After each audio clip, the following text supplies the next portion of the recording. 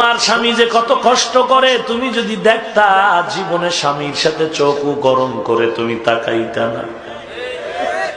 তুমি মনে করছো সন্ধ্যাবেলা তোমার স্বামী টাকার বান্ডিল নিয়ে মার্কেট করে হাজির, তোমার স্বামী রিক্সাওয়ালা, ড্রাইভার, শ্রমিক, তোমার স্বামী চাকরি করে, ওখানে কত কষ্ট,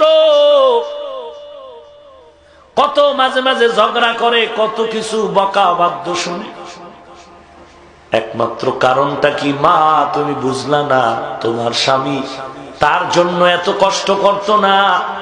একটা মানুষ যদি একা একা চলার চিন্তা করে, কারো পাও ধরে চলা লাগে না, স্বাধীনভাবেই চলতে পারে কিছু টাকা জমা করে।